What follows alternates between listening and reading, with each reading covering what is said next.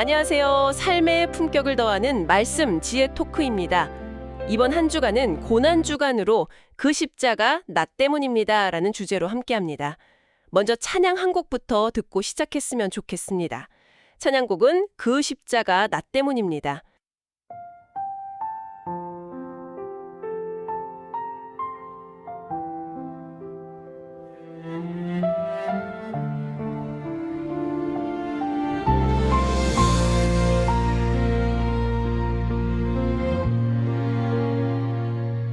어둠 속에 서 있던 그날의 길,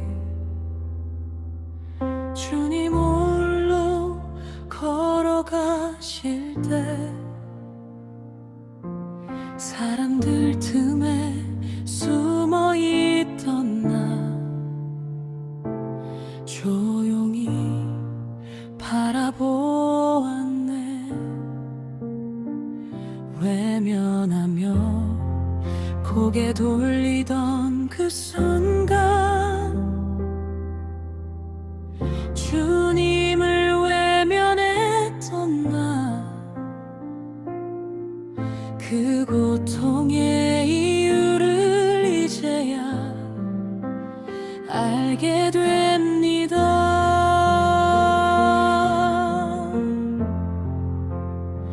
내 죄가 그 손에 못을 박고 내 욕심이 그 몸을 찢었네. 그 십자가 나 때문이었구나. 그 사랑 나를 향한 거였구나. 외면했던 그 은혜 앞에 나는 무너집니다.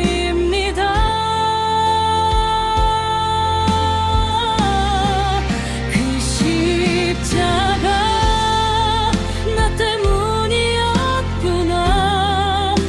그 죽음 나를 위한 거였구나. 아무 말도 할 수 없어서 눈물만 흐릅니다.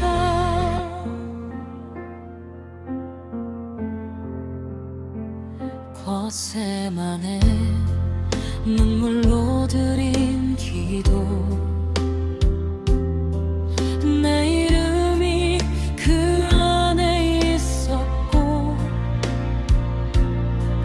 피하고 싶었던 그 십자가를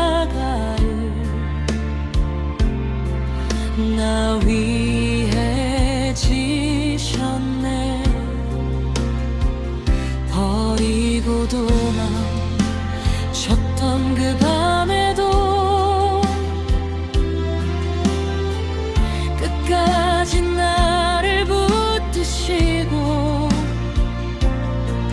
그 사랑의 깊이를 이제야 알 것만 같아.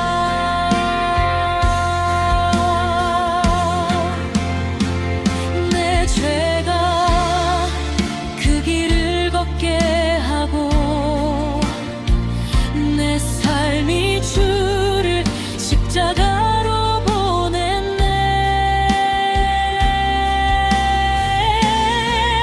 그 십자가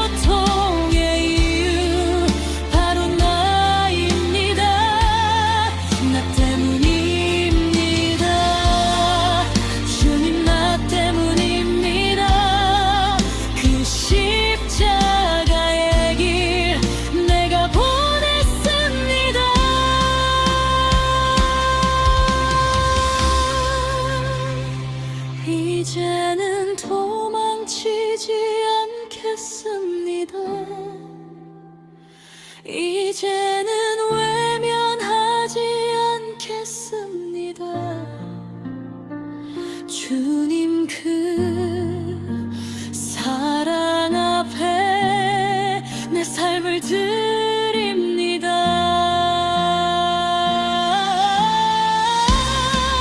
그 십자가 나 때문이었구나. 그 사랑 나를 살린 은혜 이 생명 다하여 이제 주만 따릅니다.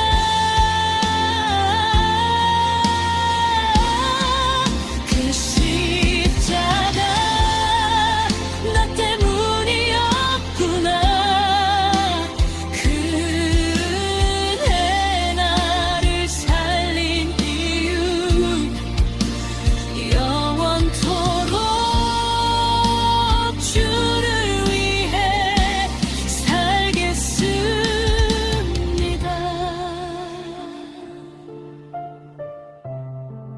그 십자가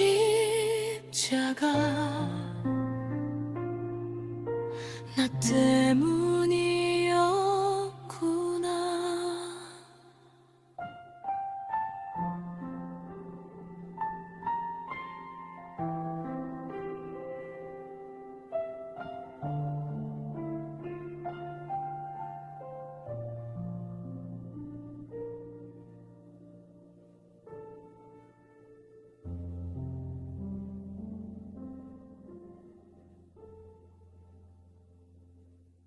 참 은혜로운 찬양입니다. 김삼동 목사님의 글 겉모습 신앙과 실제 하나님입니다. 자, 오늘 저희가 이 텍스트를 바탕으로 여러분과 함께 깊이 파헤쳐볼 핵심 미션은요. 아주 명확하면서도 솔직히 말해서 좀 상당히 뼈아픈 곳을 찌르고 있습니다. 네, 아주 묵직한 주제죠. 맞아요. 바로 우리가 신앙생활을 오래 할수록 혹은 어떤 조직이나 시스템에 오래 몸담을수록 진짜 너무나 쉽게 빠져버리는 거대한 착각에 대한 이야기거든요. 나는 지금 문제없이 하나님과 잘 살고 있다는 익숙한 생각에 대해서 오늘 텍스트는 매우 불편하지만 절대 피할 수 없는 질문을 던지고 있습니다. 그렇죠. 그 신앙의 연차가 쌓이거나 일상이 계속 반복될수록 우린 어쩔 수 없이 형태나 어떤 루틴에 의존하게 되거든요. 아, 루틴. 네네. 네, 오늘 다루는 텍스트는 바로 그 익숙함이라는 두꺼운 장막을 확 걷어내고 그 안에 과연 진짜 본질이 살아있는가, 이거를 직면하게 만듭니다. 본문이 던지는 질문의 핵심은 딱 이겁니다. 당신의 내면에는 정말로 살아있는 대상과의 교제가 있습니까? 아니면 그저 오랫동안 굳어진 형태만 남아 있습니까? 와, 형태만 남아있는가? 이 상황을 우리 청취자 여러분의 일상적인 맥락으로 한번 가져와 볼게요. 그 누군가와 아주 오랜 시간 한 집에 살고 있는 룸메이트나 아니면 오래된 부부를 한번 상상해 보세요. 네, 아주 흔한 상황이죠. 매일 정해진 시간에 같이 밥도 먹고 공과금도 정확히 반반씩 내고 청소기 돌리는 당번도 완벽하게 나눠서 합니다. 겉보기엔 아무런 갈등이 없어요. 아주 평화로운 동거인이죠. 겉으로 보기에는 완벽한 시스템이네요. 그러니까요.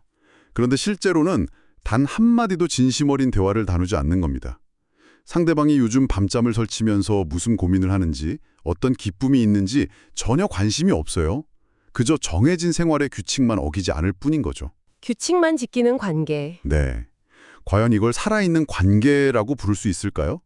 오늘 텍스트는 바로 우리의 영적 생활이 이런 건조한 룸메이트 같은 상태, 진짜 껍데기만 남은 상태가 아닌지 묻고 있는 거거든요. 그 룸메이트 비유를 영적인 차원으로 확장해 보면 문제의 심각성이 훨씬 더 선명하게 다가옵니다. 룰은 철저하게 지키고 있지만 관계의 호흡 자체는 완전히 멎어 있는 상태잖아요. 네, 호흡이 멎었다. 무서운 표현이네요. 여기서 우리가 주목해야 할 점이 있습니다. 오늘 본문에 등장하는 예수님의 행동들이 단순히 그 개인의 영적 게으름을 꼬집는 정도가 아니라는 거예요. 그 이상인가요? 그럼요. 오늘 살펴볼 두 가지 주요 사건은요. 당시 겉으로는 너무나도 완벽하게 아주 매끄럽게 돌아가고 있던 이스라엘의 거대한 종교 시스템 전체를 향해서 던지신 아주 치명적인 경고였습니다. 그렇다면 그 경고가 시각적으로 어떻게 드러났는지 본문에 등장하는 첫 번째 사건으로 바로 들어가 보죠. 그 열매 없는 무화과나무 이야기인데요. 예수님께서 길을 가시다가 잎이 엄청 무성한 무화과나무를 보시고 다가가십니다. 네, 멀리서도 눈에 띄었겠죠. 네, 겉보기엔 아주 건강한 나무였는데 막상 가까이 가서 보니까 열매가 전혀 없는 거예요. 그래서 그 나무를 저주하셔서 말라 죽게 만드십니다. 이 나무가 바로 율법과 성전이라는 겉모습, 즉 잎사귀는 화려하지만 실제 하나님을 향한 열매는 없는 이스라엘의 상태를 상징한다는 게 텍스트의 설명인데요. 맞습니다. 여기서 솔직히 저는 약간 의문이 생기거든요. 우리 청취자 여러분도 비슷하게 느끼실 수 있는데 아니 지나가다 우연히 본 나무에 단지 지금 당장 열매가 없다고 해서 식물을 막 저주까지 하신 건 너무 감정적인 거 아닌가? 좀 극단적인 반응 아닌가 싶거든요. 충분히 그렇게 생각하실 수 있죠. 보통 잎이 무성하면 아, 광합성을 참 잘하고 있구나, 뿌리가 튼튼하구나 이렇게 좋게 생각하잖아요. 그렇죠. 현대인의 시각으로 특히 그냥 텍스트만 읽어보면 갑자기 영문모를 분노를 폭발하신 것처럼 보일 수 있어요. 하지만 그 고대 근동의 역사적, 문화적 맥락을 조금 파고들면요. 이게 전혀 우발적인 감정의 산물이 아님을 알 수 있습니다. 오, 그럼 어떤 맥락이 있는 건가요? 이스라엘의 예언자들은 전통적으로 아주 중요한 메시지를 전달할 때 그냥 말로만 하지 않았어요. 사람들에게 엄청난 시각적 충격을 주기 위한 상징적 행동, 그러니까 일종의 행위예술 같은 퍼포먼스를 했습니다. 아, 퍼포먼스요? 네네. 예레미야가 사람들 앞에서 멀쩡한 항아리를 산산조각 낸다거나 이사야가 맨발로 심지어 벗은 몸으로 걸어다닌 것처럼요. 아, 그런 이야기들이 구약에 많이 있죠. 맞아요. 예수님 역시 지금 제자들과 그 군중들 앞에서 이 무화과 나무를 도구로 삼아서 아주 의도적이고 치밀한 시청과 교육을 하고 계신 겁니다. 아, 그러니까 홧김에 그러신 게 아니라 일종의 의도된 길거리 퍼포먼스이자 충격요법이었군요. 정확합니다. 그렇다면 왜 하필 잎만 무성한 나무가 그토록 문제가 된 걸까요? 차라리 겨울나무처럼 잎이 하나도 없이 앙상했다면 그냥 지나치셨을 텐데요. 이 부분의 핵심은 바로 기만성에 있습니다. 속임수라는 거죠. 잎이 앙상한 나무는 애초에 누구에게도 열매를 기대하게 만들지 않아요. 그렇죠. 쟤는 열매가 없겠구나 하고 그냥 알게 되니까요. 네, 스스로의 상태를 아주 정직하게 보여주는 거죠. 하지만 팔레스타인 지역의 무화과나무 특성상 잎이 무성하다는 것은 필연적으로 그 안에 열매를 품고 있다는 아주 강력한 신호입니다. 아, 잎과 열매가 같이 열리는 구조인가 보네요. 맞습니다. 즉, 이 나무는 화려한 잎사귀를 막 흔들면서 나에게 오면 생명과 양식을 얻을 수 있다고 세상을 향해서 대대적인 거짓 광고를 하고 있었던 셈이죠. 와, 잎사귀가 곧 엄청난 규모의 과대 광고였네요. 네, 아주 화려한 포장지 속에 텅 빈 내용물만 들어있는 셈이죠. 당시 이스라엘 종교 지도자들을 생각해보세요. 그들은 완벽한 제사제도, 거대한 성전 건물, 엄격한 금식과 율법 준수라는 아주 무성하고 푸른 잎사귀를 자랑했습니다. 겉으로 보기엔 진짜 완벽한 신앙인들이었겠죠? 대중들은 그 화려한 종교적 퍼포먼스에 완전히 압도되었고요. 당연히 그 시스템의 중심에 살아계신 하나님이 계실 거라고 굳게 믿었습니다. 네네. 하지만 예수님이 가까이 다가가서 그 시스템의 중심을 딱 들여다보셨을 때 하나님의 진정으로 원하시는 긍휼, 정의, 그리고 이웃을 향한 참된 사랑이라는 진짜 열매는 완벽하게 부재했습니다. 아예 없었던 거죠. 아, 잎만 무성하고 열매는 전혀 없었다. 그래서 텍스트는 오늘 탐구를 통해 청취자 여러분 스스로에게 이 날카로운 질문을 한번 던져보라고 제안합니다. 내 삶에 주렁주렁 매달린 것들은 잎사귀인가 아니면 열매인가? 와, 내 신앙은 잎사귀인가 열매인가? 이거 정말 깊게 찔리는 질문입니다. 뭐 화려한 직분, 엄청난 봉사 시간, 주일 출석률 같은 잎사귀들로 내 내면의 영적인 빈곤함을 엄청 교묘하게 포장하고 있지는 않은지 돌아보게 되네요. 그렇죠. 아플 정도로 전곡을 찌르죠. 자, 이렇게 길가에서 무화과 나무를 통해 서론을 쫙 여신 예수님의 발걸음은요, 이제 당대 종교 시스템의 심장부, 바로 예루살렘 성전으로 향합니다. 드디어 본론으로 들어가시는 거죠. 네, 여기서 우리가 아주 익히 잘 아는 그 성전 정화 사건이 벌어지잖아요. 성전에 딱 들어가셔서 장사하는 사람들의 상과 돈 바꾸는 사람들의 의자를 그냥 완전히 뒤엎어버리십니다. 다 엎어버리셨죠. 본래 하나님의 임재가 머물며 만민이 기도해야 할 그 거룩한 공간이 거룩함을 완전히 잃어버리고 철저하게 이익을 추구하는 거래장으로 변질되었다는 것을 본문이 지적하고 있습니다. 앞서 무화과나무 사건이 상징을 보여준 것이라면요. 이 성전 정화는 그 상징이 가리키는 실제 참상의 현장을 그대로 폭로한 겁니다. 그 이스라엘 백성에게 성전은 단순한 랜드마크 건물 정도가 아니거든요. 그럼 어떤 의미였죠? 창조주가 우리와 함께 하신다는 임재의 우주적 중심이었습니다. 그런데 그 거룩한 공간이 어떤 거대한 기계적인 시스템으로, 그러니까 이익 창출 시스템으로 전락해버린 현장을 예수님이 직면하신 겁니다. 이 상황을 이해하기 위해서 저희가 앞서 나눴던 비유를 조금 다르게 한번 적용해 볼까요? 네, 좋죠. 그 암 환자들을 치료해서 생명을 살려야 할 최첨단 종합병원이 있다고 가정을 해볼게요. 그런데 어느 날 가보니까 병원 로비 전체가 막 엄청 비싼 건강보조식품을 팔고 의료기기를 영업하는 시장통으로 변해버린 겁니다. 아, 병원 로비가요? 네, 병원 수익은 역대 최고치를 팍팍 찍고 있고 건물은 더 화려해졌는데 정작 그 환자의 병을 진단하고 수술해야 할 의사들은 전부 뒷전으로 밀려나서 사라져버렸어요. 본질이 사라졌네요. 그러니까요. 완벽한 원목과 시스템이랑 거대한 건물은 그대로 남았는데 그곳에 존재해야 할 유일한 이유인 치료와 생명이 증발해버린 것과 진짜 똑같네요. 와, 그 병원 비유가 당시 성전의 모순을 아주 정확히 짚어냅니다. 근데 여기서 우리가 한 단계 더 깊이 들어가서 당시의 역사적 맥락을 살펴볼 필요가 있어요. 어떤 맥락이죠?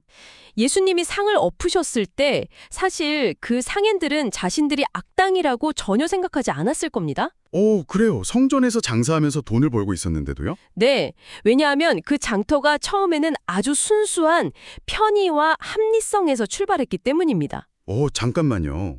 거룩한 성전에서 장사하는 게 어떻게 편의에서 시작될 수가 있죠? 이해가 잘 안 가는데요. 그 유월절 같은 명절이 되면 로마 제국 전역에서 수많은 유대인 디아스포라들이 예루살렘으로 순례를 오거든요. 네, 엄청나게 몰려오죠. 근데 이집트나 로마에서 양이나 비둘기를 직접 끌고 몇 달을 걸어올 순 없잖아요. 아, 그렇겠네요. 길도 험할 텐데. 맞아요. 오다가 동물의 흠집이라도 나면 율법상 제물로 쓸 수가 없으니까요. 그래서 성전 근처에서 흠없는 제물을 바로 살 수 있게 해준 겁니다. 일종의 서비스죠. 아, 순례자들을 위한 배려였군요. 게다가 성전세를 낼 때는 황제의 얼굴이 새겨진 로마 화폐를 쓸 수가 없었어요.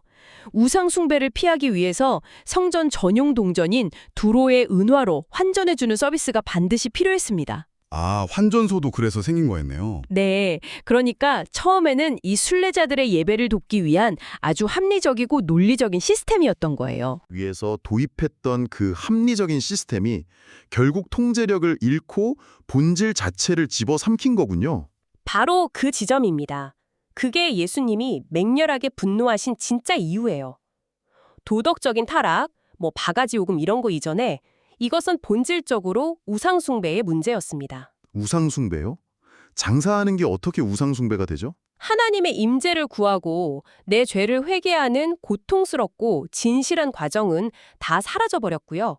그냥 돈만 지불하면 가장 빠르고 효율적으로 제사를 끝낼 수 있는 종교적 컨베이어 벨트만 남은 겁니다. 아, 돈으로 툴치는 신앙이 되어버린 거네요. 그렇죠. 거룩한 공간을 차지해야 할 살아계신 하나님의 자리에 인간의 편의주의, 경제적 이윤, 그리고 그 종교 시스템 자체가 들어앉아서 스스로 주인이 되어버린 진짜 참담한 현실이었던 거죠. 하나님은 사라지고 시스템만 남았다. 참 무서운 통찰입니다. 그런데 여러분, 오늘 우리가 다루고 있는 김삼동 목사님의 글에서 가장 날카롭고 불편한 부분은요. 사실 바로 이 대목부터입니다. 네, 여기가 핵심이죠. 2000년 전 예루살렘 성전의 그 요란했던 장사판이 그저 오래된 역사책 속의 한 페이지가 아니라 바로 오늘날 우리의 평범한 일상 속 그리고 매주 반복되는 우리의 신앙생활과 너무나도 정확하게 포개어진다는 사실입니다. 그렇습니다. 텍스트는 이 과거의 역사적 사건을 현대 성도들의 삶으로 곧바로 끌고 들어오거든요. 본문에 아주 인상적인 한 성도의 간증이 소개되는데요. 이 간증이 이 거대한 종교 시스템이 우리 내면에서 어떻게 작동하는지를 아주 적나라하게 보여줍니다. 네, 본문에 등장하는 그 뼈아픈 간증을 제가 여러분께 잠시 소개해 드릴게요. 이분은 주위에서 칭찬이 자자한 진짜 모범적인 크리스천이었습니다. 그런데 이렇게 고백을 합니다. 네. 나는 교회를 정말 열심히 다녔습니다. 예배도 한 번 빠지지 않았고 여러 부서에서 봉사도 열정적으로 했습니다. 그런데 어느 날 내 영혼을 향해 던져진 이 무서운 진실을 깨달았습니다.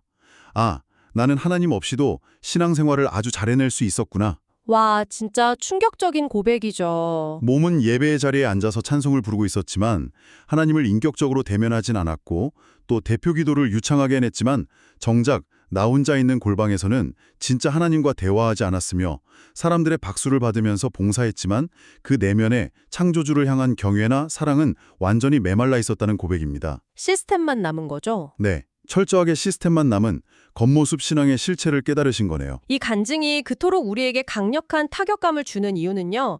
우리가 평소에 영적 건강도를 측정할 때 사용하는 지표들을 완전히 산산조각 내버리기 때문입니다. 보통은 예배 잘 나오고 봉사 많이 하면 신앙 좋다고 하잖아요. 그렇죠. 우리는 그 종교적인 행위의 빈도수나 강도를 보고 신앙이 좋다고 착각하거든요. 하지만 이 인간의 심리를 조금 더 깊이 들여다보면요. 우리는 본능적으로 내가 통제할 수 없는 것을 굉장히 두려워합니다. 아, 통제 불가능한 것. 살아계신 그리고 무한하신 하나님과 진짜 인격적인 관계를 맺는다는 것은 내 삶의 통제권을 완전히 내어드려야 하는 아주 위험하고 예측 불가능한 일이에요.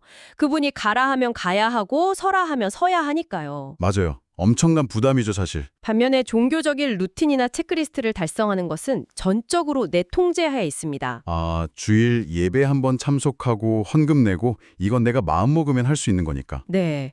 나의 종교적 불안감을 잠재우면서도 내 삶의 주도권은 여전히 내가 줄 수 있는 아주 안전한 방식이죠. 즉, 예측 불가능한 하나님과의 관계를 피하기 위해서 오히려 종교 시스템 뒤로 숨어버리는 인간의 자기 기만적인 심리가 이 간증에 아주 깊게 담겨 있는 겁니다. 와, 관계의 예측 불가능성을 피하기 위해서 통제 가능한 종교 시스템 뒤로 숨는다. 이 분석을 들으시면서 우리 여러분 중에서도 아마 가슴에 철렁하신 분들이 꽤 계실 겁니다. 저도 사실 찔리는 부분이 많습니다. 저도요. 주일마다 빠짐없이 출석하고 성가대나 교사로 헌신하는 건 명백히 귀하고 좋은 일이잖아요. 그런데 대체 어디서부터 이런 균열이 시작되는 걸까요? 어떻게 하면 이런 선한 습관들이 그저 내 불안을 달래는 껍데기 종교 생활로 전락하는 걸 막을 수 있습니까? 이 문제를 진짜로 해결하려면 우리가 진짜 신앙, 즉 복음을 어떻게 정의하고 있는지 그 근본적인 패러다임 자체를 완전히 점검해야 합니다. 패러다임이요? 네. 많은 사람들이 복음을 단순히 과거의 죄를 용서받고 사후에 천국에 가는 티켓 정도로만 이해합니다. 보통 그렇게 많이들 생각하죠. 천국행 티켓. 만약 복음이 그저 죽은 뒤에 효력이 발생하는 보험이나 입장권에 불과하다면요. 우리는 그 티켓을 딱 확보한 이후에는 이 땅에서 그냥 적당히 윤리적으로 살면서 주일 성수 같은 종교적 의무만 루틴처럼 쳐내면 됩니다. 할 일 다 했으니까요. 하지만 본문은 하나님 나라의 관점에서 복음을 전혀 다르게 정의합니다. 복음은 단순히 죽어서 천국 가는 게 아니라 하나님이 내 삶의 모든 영역에서 지금 다시 진짜 왕으로 통치하시기 시작하는 사건이라는 겁니다. 아, 통치. 질문의 차원이 완전히 달라지네요. 그러니까 내가 이번 주에 종교적 의무, 예배, 봉사 이런 걸 다 완수했는가? 라는 체크리스트의 질문에서 오늘 아침 나의 결정, 내 지갑의 씀씀이, 내 가족과의 대화 속에서 정말로 하나님이 나의 왕으로서 통치하고 계시는가? 라는 내 일상의 질문으로 바뀌는 거군요. 정확히 그 지점입니다. 그래서 오늘 텍스트는 진짜 신앙을 설명할 때 실제라는 단어를 거듭 강조하는 거예요. 겉모습이 아니라 실제. 네. 하나님과 실제로 교제하고 있는가? 일상에서 그분을 실제로 의식하고 있는가? 내 마음을 다해 실제로 사랑하는가? 머릿속의 신학적 개념이나 일주일에 한 번 열리는 이벤트가 아니라 내 일상의 매 순간 속에서 그분과의 생생한 상호작용이 일어나야 한다는 거죠. 아, 생생한 상호작용. 그것이 바로 잎사귀만 무성한 종교 생활과 진짜 생명의 열매를 맺는 신앙을 가르는 결정적인 분수령입니다.